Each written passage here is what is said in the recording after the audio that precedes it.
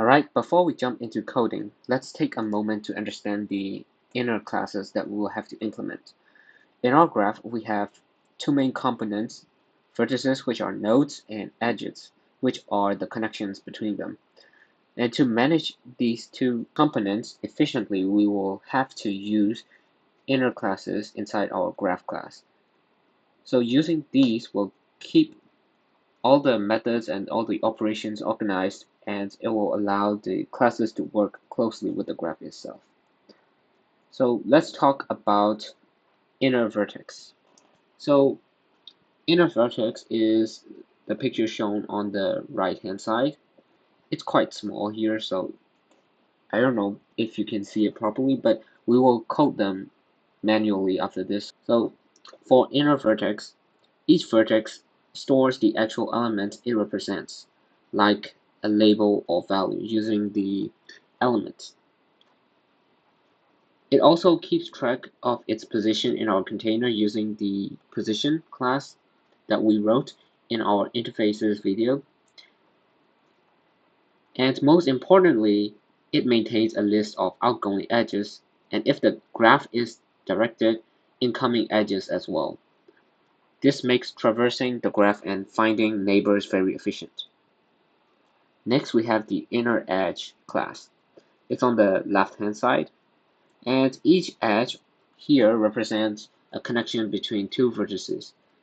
And you can also store an element or data within that edge, and you can also keep track of the endpoints. I've already covered what an endpoint is in the last video, which is the interfaces video. The position class is also used for the edge as well, so you can know where the edge is in the container. So we will use the position for the update operations and removing operations.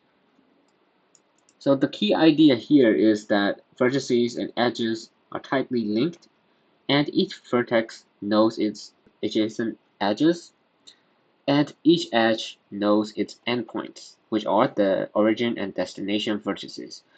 And by encapsulating this logic in inner classes, our graph operations like adding, removing, or traversing becomes so much more simpler and cleaner. Now that we understand the structure and purpose of these inner classes, we can move on to implementing them in code. Let's write the code for the inner classes. First, we will write the code for the inner vertex, inner class. Private class, inner vertex. Oh, and it will implement the interfaces that we made earlier. Implements vertex.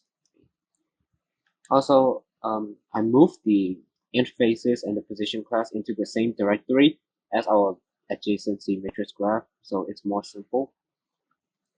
So we implemented it. Now you can see the red lines. So what it's saying is that we haven't implemented the methods in our inner class yet. See, we haven't implemented. So you can just simply click on implement methods. It will automatically implement all the methods. Okay, so we will have to make some changes here as these are the default options. So first we will have to put in a private v element and private position vertex v, and there will be two new attributes here. It will be outgoing. They will be outgoing and incoming. So I'll tell you what they do in a second. Private hash map vertex v edge e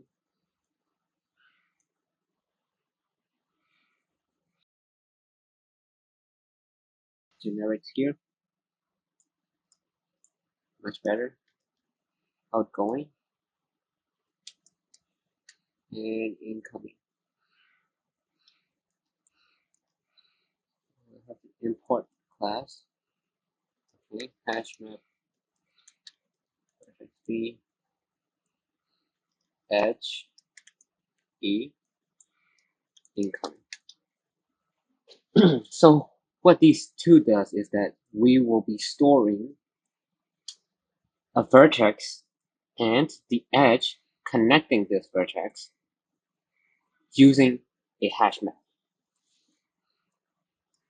So I will show the example on the screen. Here we have simple directed graph consisting of three vertices, A, B, and C, and along with two edges, which are D and E. From the diagram, you can see that there's a directed edge D going from vertex A to vertex B, and another directed edge E going from vertex A to vertex C. On the right side, we're looking inside the vertex object that represents vertex A. In this implementation, every vertex maintains two hash maps, one for outgoing edges and another for the incoming edges. For vertex A, the outgoing map stores all edges that start from A. The first entry has a key of vertex B and a value of edge D. The second entry has a key of vertex C and a value of edge E. Since no other vertices are pointing towards A, its incoming map will be empty. So this structure allows us to quickly look up all edges going out or coming into a vertex, which makes graph operations like traversals and adjacency checks much more efficient. Now let's move on to the constructor. We'll be writing the constructor here. Inner vertex.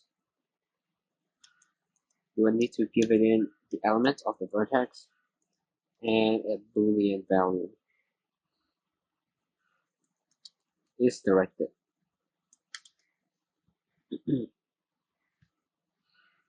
So first we will assign the element, then outgoing equal to new hash map, and over here we'll check if it's directed or not. If it's directed, incoming will be a new separate hash map.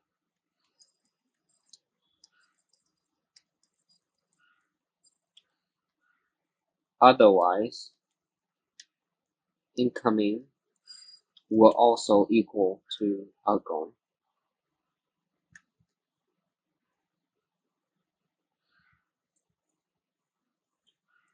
Okay, so the constructor is then done. Here, for the get element method, we will simply return this one, elements. Very straightforward. For set position, it is also straightforward. Position will equal to the new position. Get position is also very straightforward, as we will just simply return position.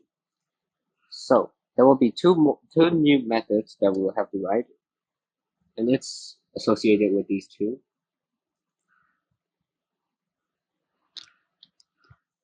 All right, so we will write the first one. It's going to be public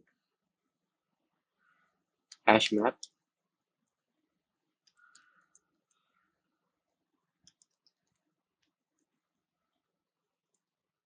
get outgoing.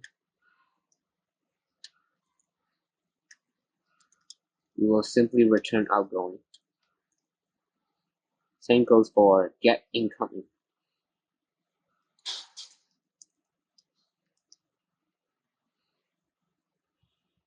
Right here. Now we're done for the inner vertex. Let's move on to the inner edge class. Private class inner edge E it will implement the edge interface that we made. Right, so here's red lines, just simply automatically implement them. Okay, so we will have to write the attributes here. Private E element vertex array of vertices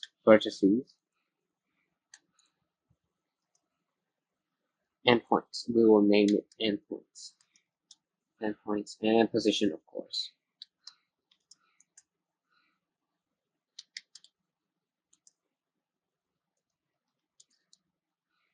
All right, let's write the constructor. Inner edge element vertex V. We will use origin and destination.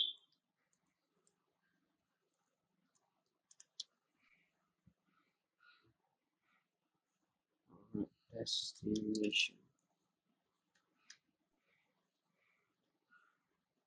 As usual, we will just assign the element.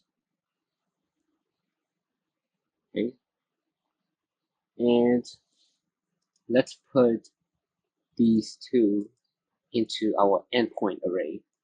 So the endpoint array will always have a size or count of 2 because there can only be 2 vertices connected by one edge. So endpoints will be an array. Let's create an array.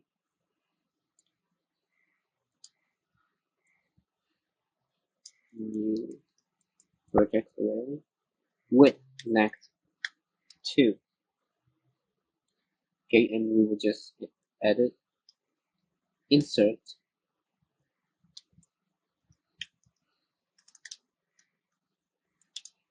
let's just insert these vertices.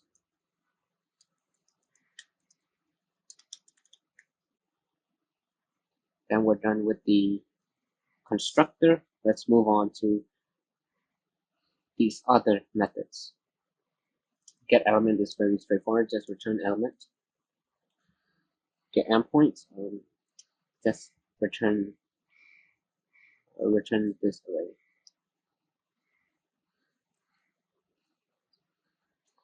Set position equals to P.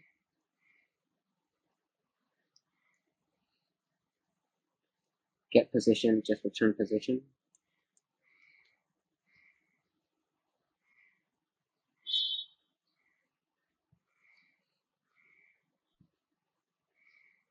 We can just use position. We won't need to put the keyword this here.